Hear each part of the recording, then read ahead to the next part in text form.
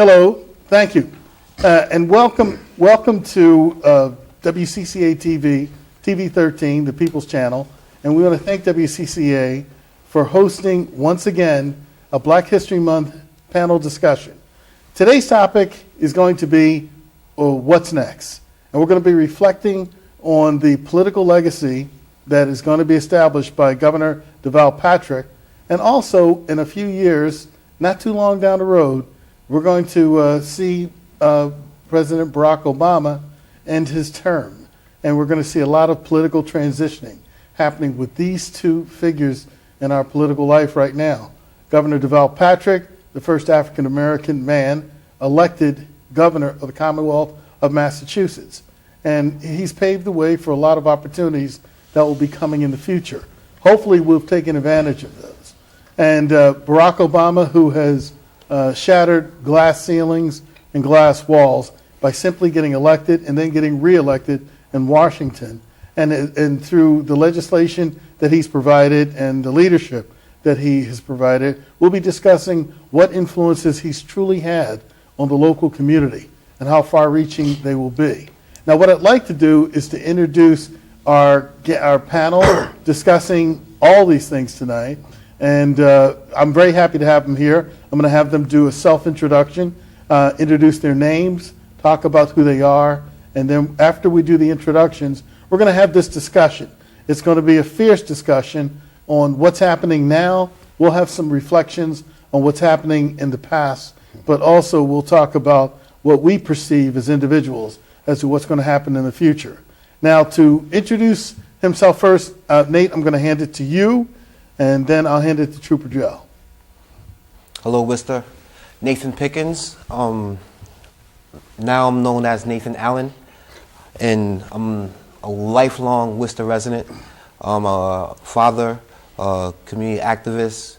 I work for CHL, Community Health Link, dealing with young men and women who are in crisis mode with dealing with addiction and recovery. And I also work for Mosaic Culture Complex, and happy to be here, and thanks for Bill inviting me. Okay, Trooper Joe. Hi, I'm Trooper Joe, and I've been in Worcester about 4 or 5 years now. Mostly I come from Boston area, Jamaica Plain. I've been all over the place, Texas. I really like Texas and stuff like that. That's why they call me Trooper Joe. I'm a member of the 9th and 10th Buffalo Soldier Horse Cavalry, coming out of mostly down the south and everything, so a lot of people up here wouldn't know about that. And I do a radio show with Nate and Keith, who you'll meet later, and we just kind of want to bring more understanding to Worcester about the needs of the black community. Okay, Keith Scott. Hi, my name is Keith Scott. I'm a grandson of Charles E. Scott, one of the first black city councilmen here in the city of Worcester. I'm a community-involved activist along with Black Legacy, Belmont Amy Zion Church, and the different elderly programs around. Recently doing elderly program and volunteering. Very concerned about what's going on here in the city of Worcester and where black folks stand in the city of Worcester. And Mr. Gordon Davis. Thank you for having me, Bill, and thank TV 13. I've been in Worcester for a long time. I'm old enough to be to have been a part of the old civil rights movement. I became radicalized. People now think I'm extremely radicalized. I'm a revolutionary. But nonetheless, I've been fighting against racism, fighting for justice for over 40 years. I've been in the city for at least that long. And I have some interesting things to say, and I hope people will listen. Right. Keefe LaPorte. Start off saying thanks again, Bill, for inviting me. Thank you, TV 13. I'm a community health worker for Mosaic Cultural Complex, and we work on health disparities in Worcester. I'm actively engaged in the community with kids. I run a radio show, WCUW, Tuesdays from 12 to 1, called Voice of the Voiceless. that I share with these two handsome young gentlemen across from me. And I'm just trying to offer opportunities that are out there for Worcester as a whole. Great, thank you. Thank you all for coming here. I'm Bill Coleman, and I'm a community activist, but I have the pleasure now of being a retired educator from the University of Massachusetts, Amherst. After nearly 20 years of being a nutrition educator, I retired, so now I'm working on a book about time that I spent in Washington in 1976 with former United States Senator Ed Brooke, the first African-American elected to the United States Senate by popular vote, and the first Attorney General African-American elected in this country back in 1964. But I'm working on that book, and I'm going to be enjoying community involvement and writing grants for community organizations and touring, speaking at different colleges about community engagement. Now, to start this conversation, and this is going to be one where everybody's going to jump in and have a little fun, but let's put this in perspective. Massachusetts elected DeVal Patrick governor 8 years ago, the first African-American elected governor of the Commonwealth of Massachusetts, a gentleman who grew up in Chicago, went to private, I think he went to a private prep school that encouraged his family to come out here and give him a full scholarship. Then he got accepted to Harvard, went to Harvard undergrad, went to Harvard Law, is married to a fabulous woman who has supported him throughout his whole political advancement. And it was a short one. The only public office he's ever run for was governor, and he got elected in Massachusetts, who doesn't have a great population of diversity, growing. But soon, in this coming November 2014, there's another election for a governor. And the communities that we represent and serve, African American community, the urban white community, the Asian community, the communities that have not been a part of the power base, those decision-making minds, are going to see their influence wane, go away. This governor has been passionate about making sure there's been inclusion in the process. He's got a staff. He picked the first, another United States Senator, Mo Cowan, an interim senator for after John Kerry got selected to the Secretary of State. And a lot of things have happened under his watch. Now the question is, what have we done? What could we do to make sure that his legacy is felt, and how can we have some more influence before his term is up? And just reflecting briefly on the Greek community in Worcester, because a lot of the older Greeks said, you guys are lucky to have a governor. We remember when we first got Dukakis, and Dukakis came in, served 4 terms. He lost, maybe a little arrogance, but when he came back and he won re-election to the governor's seat, he was a very powerful governor. And this man left office and literally could have been the president of the United States when he challenged George Bush 1 back in 1990. But, things kind of changed around, and politics were fierce back in those days. So your perspective, how are we going to handle the legacy? And we'll talk about the legacy of DeVal Patrick now, then we'll talk about the legacy of DeVal Patrick later. But how do we handle this incredible legacy of having a governor who is representative of a lot of people, but a governor of color whose family roots have led him from the streets of Chicago to the State House in Boston? Anyone, just jump right in there. I think having DeVal Patrick as governor is one thing, but I also see the reflection here in the city where everything that was torn down as a black folks has been torn down to a minimum of nothing. I heard an earlier discussion about the black community here in the city of Worcester and how it dissipated and no longer in existence. And I'm wondering why that happened when we have 2 of the strongest people in, that control both the state and the United States, and we have a lesser image of any of the country's cities here in the country, and it kind of concerns me. I'm glad he's doing what he's doing. And, he's in his last 11 months of his job, and we have President Obama who got 3 more years going, but he's fighting a battle of battles amongst the conservative white folks as usual. And here, I mean, you can see everything that was torn down here. I mean, even the black organizations are all torn down again. On that point, I'd like to jump in right here. Yeah. And the thing I would like to raise is this concept of what's called the new Jim Crow racism.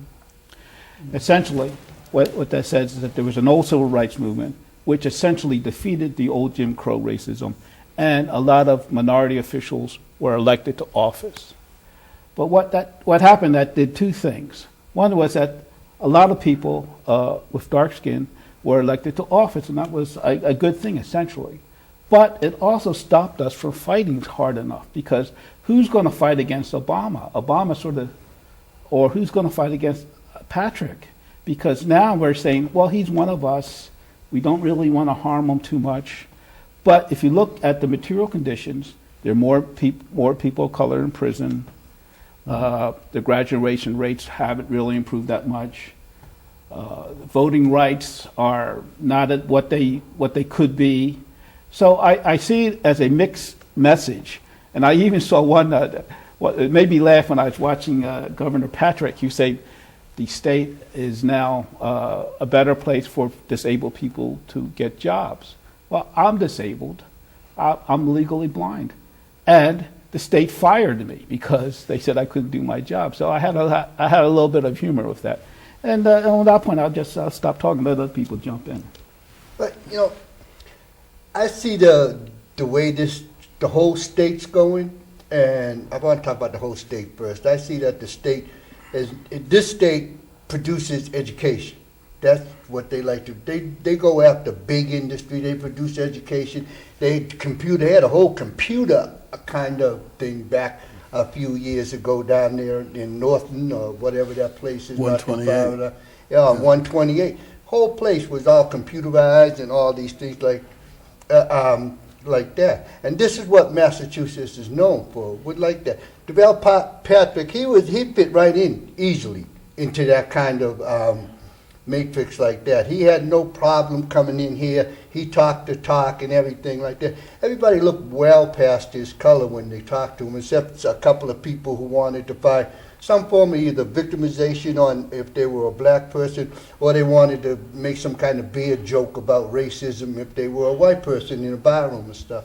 But the people that run the state, his governor's council and all them people that work for him, he has quite a staff. He has all his appointees. He's quite the individual. He's going to be hard to replace, I think. I don't think that there's going to be anybody that's going to be able to really fill those shoes in the way that he was able to make those shoes so big. If I could just, Go ahead. 10 seconds. Take I 20. met DeVal Patrick. He's a wonderful person. Yeah. He's a great speaker. He's a great debater. Every time he gets on the camera, you know, you just want to listen to more of what he had to say. He's a tremendous politician, but in many ways he's held us back, I think. So in some ways we stepped forward, some ways we were held back. I'd like to interject real quick. You gotta look at Massachusetts and the dynamics of Massachusetts. Bill, you can correct me if I'm wrong. What we make up 12% of the population? A little less than that. A little less than that. Yeah. You're talking about the diversity in general. Yes, and you know, the black population in Massachusetts. About 3%. 3% in Massachusetts. Yeah. All right. So we make up 3% of the population, and just like with Obama and DeVal Patrick, for example, DeVal's the governor of Massachusetts at the end of the day, and it's always black people always want our people to look out for us. It's natural. Yeah. You know what I'm saying? We want that to happen. Black people should look out for black people at the end of the day. But if you're a person that has to look out for the whole state, and the whole state encompasses all different races and stuff like that, so it's hard to really say that DeVal didn't do this for black people, or Obama didn't do this for black people, because it's more than black people. They got to run the whole state. So it's difficult to really. I think it's a bunch of different things that encompass why DeVal Patrick would do what he does as far as being a state representative, and we have to keep that in account, that it's not just black people that he has to look out for. Well, I met Deval Patrick too on a community day at a Red Sox game, and he's a great speaker, great man. Done some research on him and seen some of the movements he spearheaded, and they're not conservative. They're more liberal type of views. And the thing that kind of railroaded me was the voter turnout. Same thing with Obama, and it kind of alerted me to asking if there was a black community anymore. Which, if you look at the voter turnout, who's voting for who? So I don't necessarily know the numbers as far as who the majority of votes that Deval Patrick had gotten, but I'm pretty sure who's backing Deval up is who he's helping, and in that case, who does anybody know? Well, yeah, I can tell you. I mean, Deval Patrick got elected by the Democrats and a few disgruntled Republicans, very few. You know, Deval Patrick won the urban areas, but it was the help of the Democratic Party that helped the Democratic candidate. And of course, one of the big assets to helping Deval Patrick get elected was Tim Murray, who from the city of Worcester, who was his lieutenant governor running candidate, and a few quirks that happened within the Democratic Party. They had an Attorney General, Riley, who was running for governor at the same time as Deval Patrick. And there was such a split and a divide within the Democratic Party that the infighting literally caused a lot of people to just kind of look at something different. You know, Democrats were taken for granted. There's no way Deval Patrick's going to get the nomination. Yeah. But he shocked everybody. And then when it came down to the full election, the Republicans are thinking, oh, don't even worry about this. We got this. A lot of people don't even know historically that, you know, Deval Patrick was elected before Barack Obama. Exactly. You know, he was elected before Barack Obama. And, you know, Barack Obama gets elected in 2008.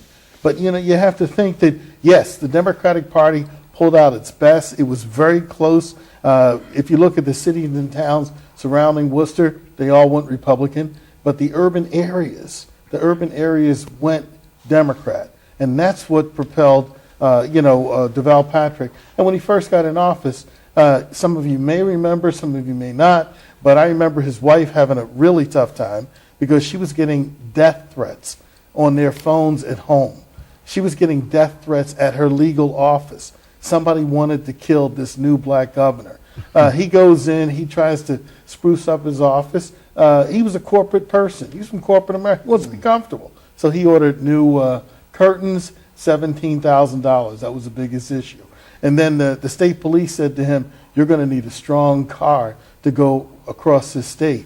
So he got a Cadillac with a powerful engine at the recommendation of the state police. And people were like, oh, yeah, black man gets in there, he gets a Cadillac and new curtains. And then you had people like almost putting money down that he would not finish his first term because of his political naiveness. And that came out not to be the case, you know. And but Tim Murray helped him because Tim Murray, to some folks, and let's face it, racism is here. It is back like you read about, but there's a new racism. Can I interject There's a new racism going on. Can I interject on that? Sure. Deval Patrick was a U.S. attorney before he ran for governor here, and he was well known down in Washington, D.C. as a U.S. attorney. And I got an article from 1995 that has him on the cover of the EM, the Ebony Man magazine, where he's the U.S. attorney and the upcoming political force that's going to be in the future. And that's in 1995. My question is, as usual, and I kind of backtracked about it too, is because of the racism. You know, they said, why have you all run for governor and why haven't you run the political race? It's because there was a lot of threats on our side of being black, being a Negro, being colored, you know, and all the things. And one of the things that always bothered me was my grandfather was always an outstanding Negro, you know, but had he been white, he would have had a whole different perspective of what politics and everything is all about. We're a very political family, you know, and meeting Deval and giving Deval my grandfather's history down at the convention center. We sat down and talked like for a good 10, 15 minutes, you know, and then we met again down at the library when he was bringing the transportation bill in and the education bill. And somebody over at Epica got mad at me when I walked in there to show governor, they were doing the not the education thing was the day before, but the incarceration, the new bill or something that he was supposed to be in. I showed him the salaries, you know, because the End City Time had all the salaries listed of the state workers and stuff that were going on. And they really got mad at me about bringing that information in because that was their position and they were just trying to emphasize. No, the reason why I'm saying that, and I'm not cutting anybody short, but I'm just saying that all that information that you said, you know, about Murray and everybody else, you know, the Old Boy Network is here in the city of Worcester, and you can see it when they at City Hall, the way City Hall is running right now. You know, Bill, you ran for a campaign. You run for 30 years. You've been running for a campaign. I'm saying 30 because I'm exaggerating. No, you know, no. but for the numerous times, and you never got in once. So but here's like Mo Bergman. I mean, here's like all the other people that come in, and you know, what I mean, and they run in, you know, and they get elected just like that. You know. Yeah, I just want to, you know, jump in on a little bit on that one, and it's that to a certain extent, what DeVal Patrick has brought to us is somebody that we can go and we feel we can talk with, or that feels that represents our interests. And what's going to happen afterwards? I think what's going to happen after he's gone is that people will become more militant, because we're no longer the blindness we wipe from our eyes. We'll see that there are more people in prison. We'll see that our children are not being graduating at the rate they should be graduating. We'll see that there's unemployment, long-term unemployment. The state is higher than the nation at this point. We'll see all the things that were existed before DeVal Patrick. Well, all of a sudden we'll see them again, and we'll become more militant and try to fight against those things. Whereas with DeVal Patrick there now, where we were reluctant to fight against those things because we didn't want to harm DeVal Patrick. And I think that's what's going to happen starting in the new year. You know, I agree with you a whole lot on your statement right there, that there's going to be a change that's going to be really a big physical change. I think one of the things is because we won't have that face. Because it seems like the black population, we identify with DeVal Patrick because of his skin color. Well, he's black, so he know about this, he know about that, and everything. But he's a black Harvard-educated lawyer who's a governor in a state that it's not corrupt, but it has a machine that's been in place forever. It ain't going anyplace. They got Massport. Nothing comes in unless Massport puts it in. We had a governor sergeant who ran just because there was 4 seats available on Massport. He ran. He nominated. He puts the nominations in. He had 4 to 5 people on the board that says, nope, can't bring that in the state. Got to bring this in the state. He never did anything. Flew all over the place with his helicopter. Yeah, this is how the politics in this Massachusetts is run. It's run all about big money. It's run about big education. We got big, huge schools in here that's world-renowned, world-famous. The industry's world-renowned, world-famous. And this is Massachusetts. And the people who are not in that big theater, you know, the black people in Worcester, the black people in Jamaica Plain, black people in Roxbury, they had a visual icon right there. They had Governor DeVal Patrick. Then they had Barack Obama to look forward to, but they didn't. They didn't take the cue from them that you too can be whatever you want to be if you want to go out there and be it. Yes.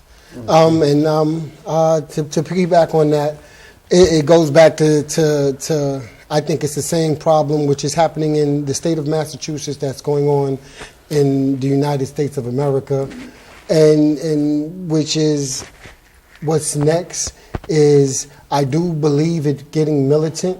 Because what has happened is we have gotten a face in position to make a change, but the process on getting them change to get the changes done, there has been a big disconnect. So to follow up on that, DeVal Patrick is governor.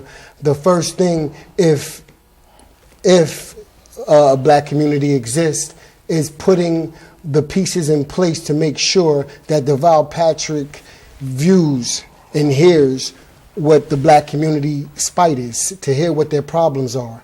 That hasn't happened. That hasn't happened in the U.S. behind Obama either, because of the familiarity of having a black face. I think America has, or even Massachusetts, has felt it. It's an obligation for you to make sure that reparations are handed out to black people, and it hasn't been. That's not reality. Reality is Deval Patrick's the governor. He needs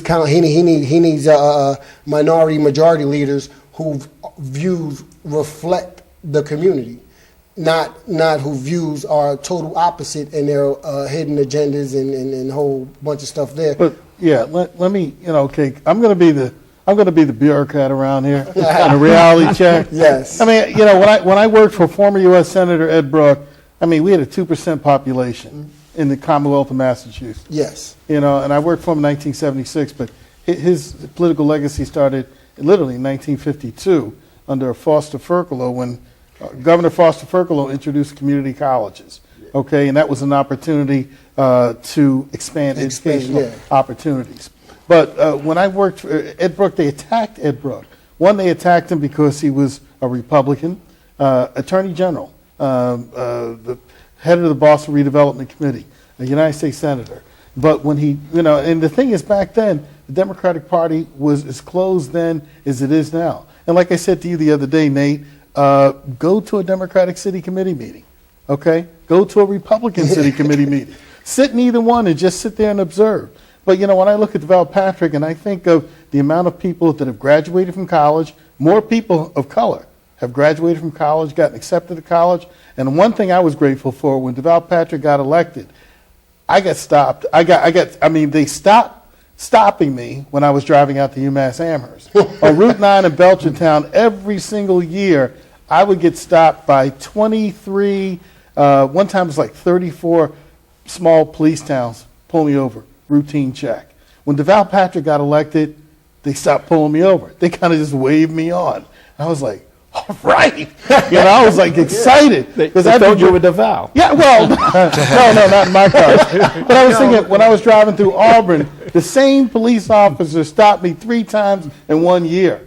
And then out in Belchertown, the same police officer stopped me 4 times in 1 year, until I had to talk to security out at UMass Amherst, and they said, mention his Aunt Joni's Toll House cookies. So I'm going through Route 9, I'm in the middle of Belchertown, all of a sudden the lights are coming on, and that's always an eerie feeling. I'm about ready to say I'm guilty, just throw me away. And this cop pulled me over, driver's license, registration, and I said to him, hey, look, hey, how's your Aunt Joni's Toll House cookies? I heard they're great.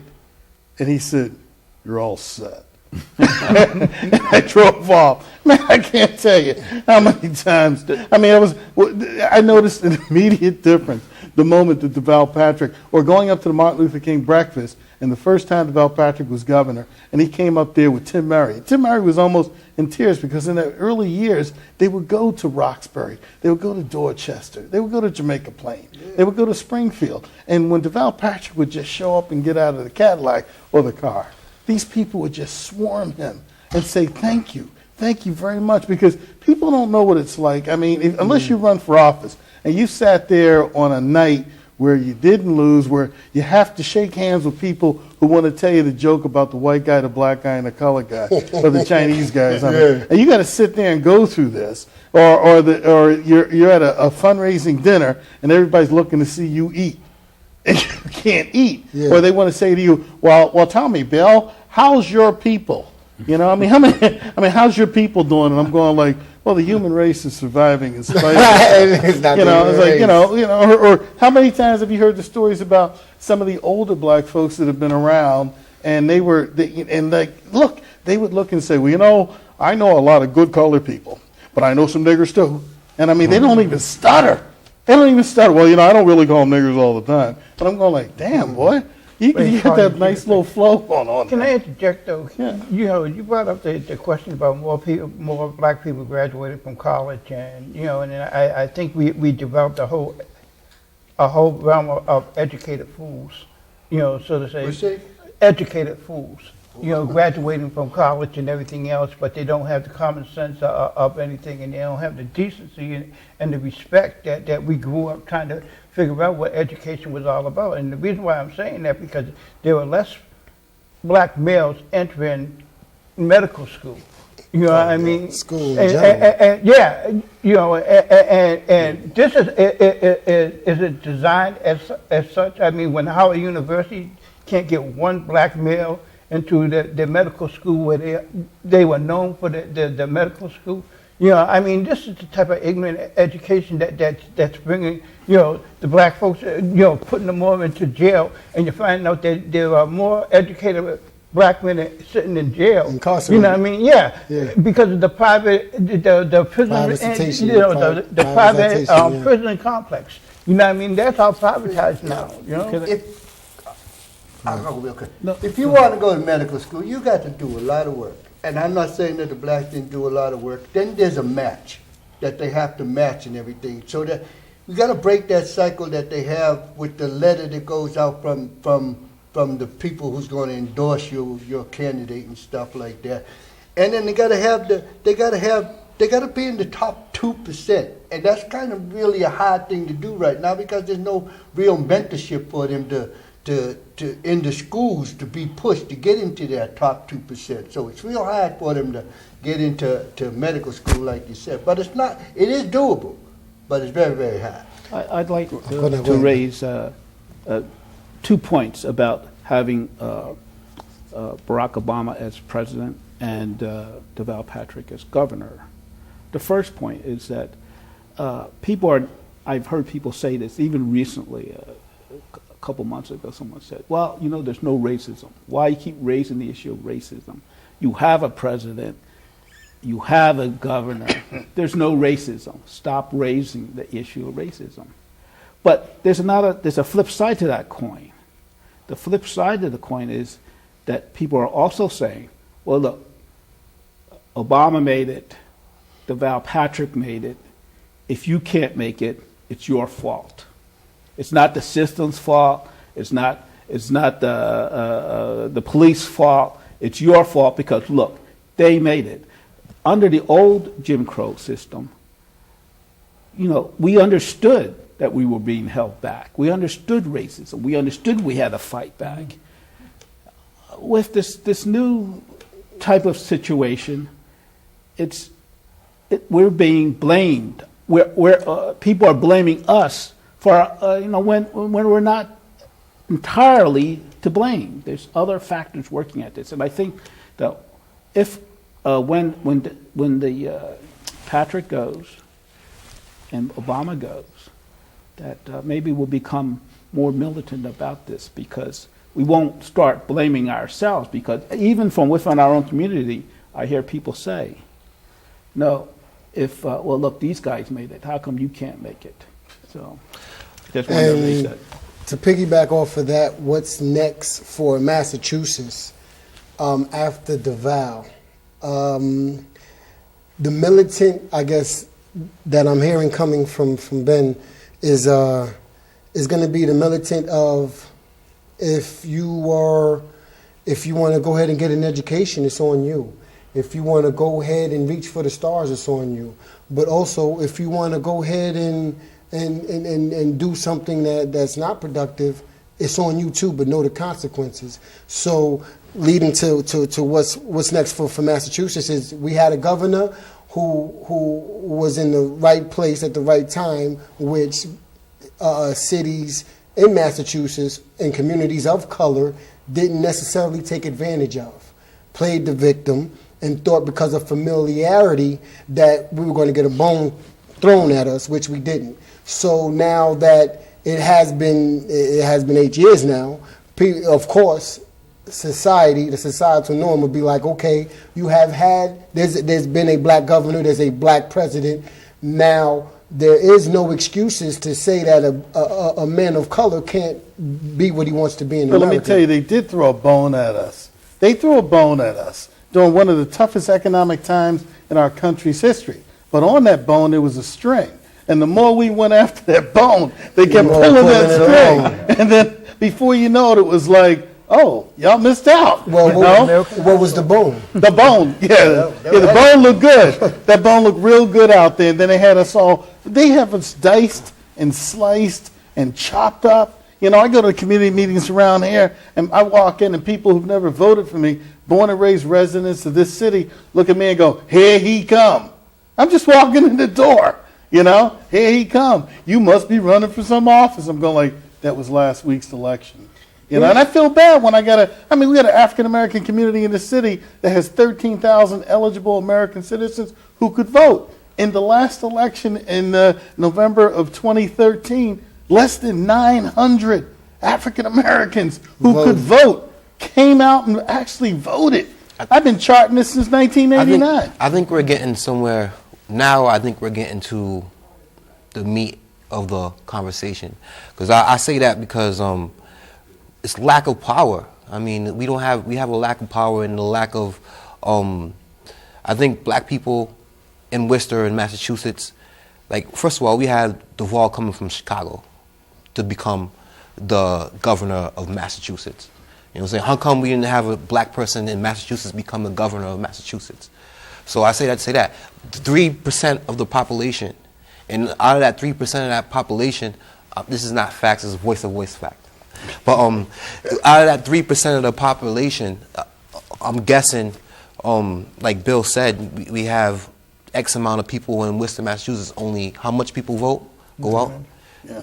How much you said? Well, out of 13,000 eligible voters, we had less than 900 people. But in the city of Worcester, out of 105,000 eligible voters, the top vote getter in this city got 8,000 votes. Like 12,000 people came out of 105,000. So voting's an issue. I mean, at the end of the day, we have all these obstacles that black people have to go through, and we know that. We know that. We knew that since slavery time until now. Things haven't really changed in a sense. It changed on, you don't see nooses and hanging from trees and stuff like that. But we know racism's still here and it still exists. But the problem that I have with black people, my own people, and me at one time, is that I wasn't taking responsibilities and going out there and believing in myself that I could achieve becoming a city council person, or I could achieve going to college and becoming a surgeon or something like that. We don't believe that we can achieve these things because why? Because every day we live in this poverty and every day we live in being oppressed. So our minds are tricked in thinking that we're gonna become nothing other than a person that's on the corner selling drugs. Not every black person, but I'm going to go along with that because this is the 50th year of the civil rights, signing of the civil rights amendment, Civil Rights Bill. The bill, and yet when we talk about, the advancement and stuff, we see the reverse racism up here in the North where, everybody used to think that they were equal and, everybody was civil about things. But now we see the real tension of like 1974, 10 years after the Civil Rights Bill was signed, we've seen people denying us education and telling us to go back to Africa, and bringing up and learning that Massachusetts was a slave state. Was a slave trader state. It was the first. It had the highest, while we're fighting the Civil War down there on the issues of slave trade and stuff down there, Massachusetts had the biggest slave traders right here in the state, up in Princeton. Well, we had the Ku Klux Klan all that. But I want to jump because, as this thing is winding down and everybody's really getting into this, we got to talk about post-Barack Obama. Now, Barack Obama recently made his State of the Union address, and the brother was on fire. I mean, if you watch that, you can watch it on YouTube. You can watch it. I got an email about it personally from Barack Obama asking for money. But anyway, like these organizations do. But when he spoke before the Congress, in his second term, he said two things. One, I'm gonna work with you on getting the middle class elevated, expanded, and that was a key word. Expanded. That means that to a whole new group of American citizens who've never been in the middle class, because the middle class to me means you can take vacations and you can come home and you still have money in the bank, and there's nothing in the world like taking a vacation. I've never taken a vacation, and then I finally got a chance to take one, and I had extra money and I could stay a couple more days, and I sat back there And I thought myself, wow, is this what this is my white picket fence? It's a metaphor for some issues. Yeah. You That know, was your Facebook post? that was my yeah. I was in Florida, 82 degrees. Well, I appreciated that part when he said that too, but it's more than just saying it though, because not to go nothing, I think Obama did a great job his term of serving as a president of the United States. But when you say, he said he wants to expand the middle class and have a ladder for the people on the lower levels that can have an opportunity to get up into the middle class. Right. And he said that. And I appreciate it so much that he said that. But then you go back on the minimum wage thing and him wanting to raise the minimum wage to 10.10, and which will be great. But what really concerns me, and this is something that a Republican said, I think it was Marco Rubio, one of these Republicans on the far right. They were saying that it could actually take a lot of poor and elderly and black people out of work, because if you got to give somebody a raise and hire the minimum wage, that means that it could have some people getting fired because but don't believe it. Don't believe it. I don't want to believe it. It's not true. I don't want to believe it, but America is spiteful like that. You know what I'm saying? That can be their opportunity to saying, hey, you know what? I gotta give this dude $10 an hour, this dude $8 an hour, and I can't give this dude $10 an hour, so I gotta fire this guy. Yeah, it's not true. But go ahead. Gordon got this one. Yeah. Let Let me interject. I think you mentioned something about how we have to take responsibility, and I think that's absolutely correct. And I think the first thing that we have to do is we have to take responsibility for our own lives. I mean, we have to stop depending upon the politician, no matter who he is or who she is, to do these things for us. And that's why, I mean, if, for example, we depend on the Democrats to fight for food stamps. Well, you know, the Democrats and the Republicans both agreed to cut food stamps. Yeah. The Democrats and the Republicans both agreed to cut unemployment insurance. They both agreed to it. It's like this bone they throw to you and they pull it back. I'm saying the first thing we have to take responsibility for is to break out of this myth that somebody's going to do it for us. We have to do it ourselves. We have to put the pressure on them, because there's so many people around me who says, I mean, I think Jim McGovern is a wonderful guy. They said, don't pressure Jim McGovern. I said, well, why not? He's our representative. Well, he said, and I said that he should block the farm bill so that the food stamps won't be cut. They said, well, no, he's such a good guy, we don't want to harm him. Well, I think the same attitude is happening to Patrick. We have to be able to think independently, to take responsibility for our own actions, to take responsibility for what we know is correct, and that's say, well, we're just going to go along and maybe grab this bone or something.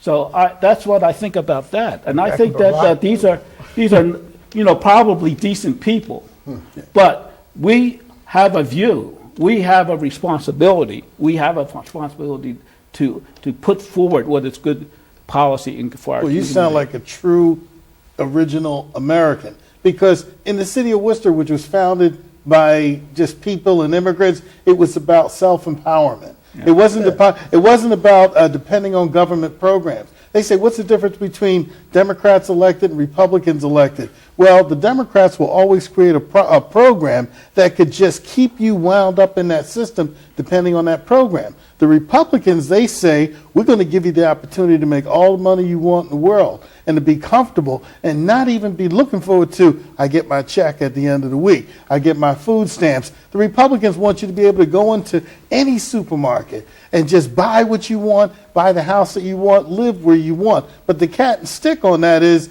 like you look at, there was a guy, Ross Perot, who ran for president a few years ago. Ross Perot was worth $6 billion. Yep. And he was he was running, he ran against Reform Clinton. Party, It was a right. Reform Party. Yeah. But anyway, he kept saying, well, everybody should have all these opportunities. But if you look at Ross Perot's, how he made his money, it was off government contracts. Yeah. And when you start talking government contracts, you're talking billions of dollars. Yeah. Billions of dollars. A Republican president can give you $400 million to run a program to privatize all the prisons in the country. or in the Midwest anyway, and fail. And then the Democrats will say, no, we're just going to keep hiring the guards, and we're going to keep raising the tax levy so that we can keep these people in prison. Right now, we have more men in prison than we do in college. You Okay? could say the same about charter schools. Charter schools, too. They throw money into charter schools. They don't do any better than public schools. Yeah, but you know something on the charter schools right now? Yeah, they're taking away money from local allocated money for public schools. I'm hard on education. A member of the Mass Teachers Association, and you see these kids that are succeeding in charter schools where if they would just tweak, and some of the cities, like the city of Worcester, because of legislation that's been filed, are getting reimbursed for the monies that they have to give according to legislation to charter schools. We're getting reimbursed, but we're not having that tremendous amount of success, you know, with a lot of kids that are going off to college. UMass Amherst has accepted the students with the highest SAT scores in the college's history. And you should see the African Americans, and you can see the people from all over the world that are going to UMass and to our colleges and our community colleges. We get the brightest people in the world. We know people are bright. We just need an opportunity to give these people a chance to create independence, not based on a government-dependent program that your family has been in for 25 years, but something that'll take you out of dependency and into independence. All right. Yes, so from what I'm hearing, enabling systems. We had to talk about that before. Welfare, food stamps, housing. Enabling systems have had, somewhat of a catch-22. It kept populations enabled. It kept them from thinking that I can be responsible for myself and go out there and earn an honest living and not have help from somebody. I think that's what is going to be geared to what's next. It's not going to be about a color. It's not going to be about being black, white, green, or purple. It's going to be about how well do you respect yourself and represent yourself and are responsible enough to man up or woman up and pull up your bootstraps and be a part of the solution instead of the problem. So, like, I love Obama. I love him. His speeches are just as moving as Deval Patrick's. But of course, the big disconnect is we have an executive who is in our favor, but we don't set the systems under us to take advantage of that executive officer. Same thing with Deval Patrick. When he's gone, it's not going to be about a black and white thing. It's going to be we had a black governor, and y'all didn't take advantage of it. Low voter turnouts. Nobody organized around him to get their voices heard, to get the views of the inner city heard. A lot of secret agendas. So it's going to be lost. It's going to be, you're going to have to pick a party, or you're going to have to pick yourself and get up and do and make the movement. Let's go to Keith. Yeah, I just wanted to pick up on the racist thing and food stamps and the health coverage, and you were saying the 1010 and people getting fired and stuff. Yes. You know, food stamps, the 1% that are supposed to be getting cut are the ones that gave the drug dealers the 35 cards. You know, the EBT cards and food stamps. You know, I read a story about that. And their check, their housing assistance checks. Those are the people that they're trying to cut out of the system so that the system would run. The other thing is the educational program. You know, Massachusetts is #1 and is setting the pace for the design of education across the United States. You know, and across the international zone. You know, because I mean, a lot of the international people are coming here and taking what they learned here in Massachusetts and bringing it back over to their own country. And once they teach them over there, they don't need to come here to the system. They learn anymore, yeah. You know what I mean? And now they're saying that our educational system on the overall is like 47.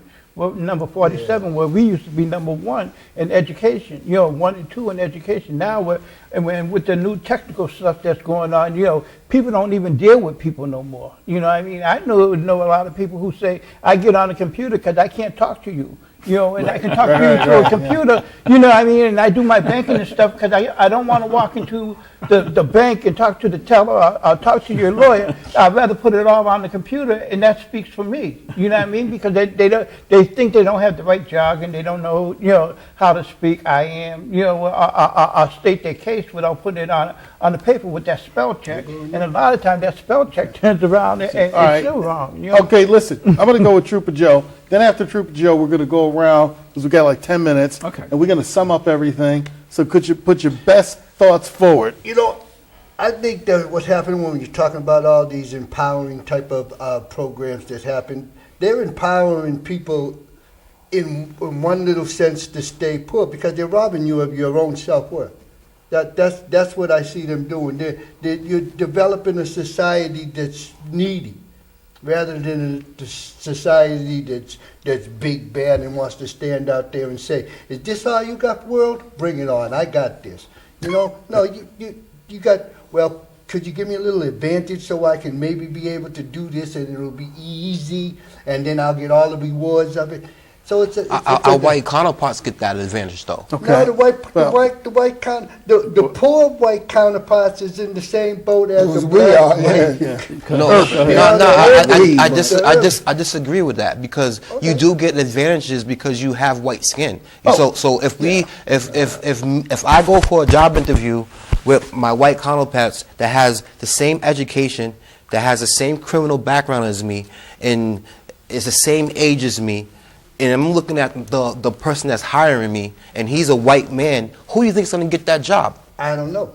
You got In Got a Massachusetts, point, but I the don't white man is going to get it. Across the globe, it's been like that for years. You know Yeah, what I'm but saying? it depends on if you walk in with your pants hanging down, or your No, pants. no. And if you look, I'm telling you right now. Dressed exactly the same. Well, identical. they may get the benefit of the doubt. They are. But if they are. But Abdul. we've seen opportunities where it's worked for the best, well preserved. But I've been on job interviews where people said, Mr. Coleman, we really don't want to, this job just pays 56, and we don't want to bore you with your outstanding talents. And I'm thinking, well, I do like to eat, but but I mean, in the back, we can tell you about that. Going on job interviews where they said, "Oh no, this job isn't for you," and I'm like, "Oh man!" But see, we were around long enough. Some of us, when they had jobs where they would take into a room and they say, "You see anybody in there that look like you?" I say, "No." All right, thanks. Next. And that was companies around here. Well, that doesn't happen. We should move on. Yeah, final thoughts. Okay. Well, we got 6 minutes, but go ahead. Are you ready? For Yes, my final thoughts. I guess, like I said on Massachusetts in the U.S., is what's next is it's not about a color thing. It's about being a responsible human being thing. And if you want to take that and, let's say, be futuristic and dream about it, as far as different cultures wisening up and, let's say, the black community becoming a black community again, it is going to take a lot of time and work. But it can happen. Anything is possible. And I think that's the American dream. It's still there that anything can happen. But as far as it being a color thing, it's out of the door. Okay, Mr. Davis. Well, I think that there are a lot of things to be fixed. There's a lot of oppression still going on, and I think that it's not only affecting black people, it's affecting everybody. I think racism hurts everyone. But let me say this: you can't fix the system unless you end racism. You have to end racism. You can't just say, "Well, we're going to end unemployment," and not say that black people or Hispanic people or immigrants are especially hurt by unemployment. You have to take that into account. I think that that we should, unlike what has happened before, we should not try to snooze with the politician. We should tell the politicians what we need, as opposed to say, please give us this, please give us that. Right. No, we should tell them what we need. They represent us. We should then demand that they go and fix the system and have good public policy. Good. Keith. Keith? Well, this is the 50th year of the Civil Rights Bill, and I'm trying to figure out what our community is going to do for celebrating the 50th year of the Civil Rights Bill. And I don't want to wait 10 years in 2024 to celebrate our Civil Rights Bill up here in America, where they're telling us to get back, you know, the old slogan that they're using. The other thing is the Voting Rights Act is celebrating their 50th year next year. And what are we doing to promote that act? You know, I mean, I wasn't born down south, you know, and I haven't suffered the colored only and the white only, but I know what it is up here, the invisible signs up here, and the things that they did up here to us. You know what I mean? There's a lot of things that we did that were overturned and then recreated all over, and they're doing the same thing now. Different communities around here are doing the same exact things, and they're recreating the different things that we were all talking about. This conversation is going to be Greek, it's going to be white, it's going to be everything else but black. Trooper Joe. You know, I think this country is a great and powerful and wonderful country, and I think we got the strongest military. Because I'm a military guy, and I think that we got we got a black culture in here that's strong and powerful, and I think that we got this country just enormously great and wild, and we should really use that. We should, as a country, we should first bring everybody up, just like a man right there was saying. We got to make the politicians responsible to be politicians. They just walk around, and he talked about the Farm Act. I got an email today that he wants to do something on the Farm Act now. It's the last second. It's going to be over in 2 days, and he's just sending it out now. So the politicians have to stand responsible for what they need to do. No accountability for politicians. And get rid of them. My last words on this is that black people and, you know, people of all races, other than our white counterparts, we definitely have to jump through more hurdles. We have to knock through more doors. But the whole point is that we can't stop our efforts.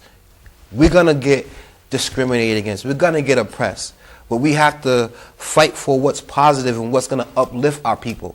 So if we don't do that, we have to definitely look at ourselves in the mirror and say, what we doing as an individual to stop this racism that's going on, or this oppression that's going on? What can we do as an individual to uplift our people? And that's what we got to think about. That should be our main focus on what we do. And instead of telling the politicians to do it, become that politician ourselves. Become that city council person. Become that mayor, that president. Well, thank you all. I mean, this has been a lively conversation. It's gone on very quickly. But I want to thank WCCA-TV for, once again, this is an annual event allowing a Black History Month discussion from people from the community to talk about issues that are important. And again, gentlemen, thank you so much. Hopefully we'll have a chance to do this again. I'd love to do this with our female counterparts. But February is traditionally the Black History Month. And maybe we can take this on the road, and if you're willing to meet at the colleges and to talk to the new students to see what their perspective is. And to everybody out there in Worcester, I'm Bill Coleman. Thank you tonight for our discussion about what's next.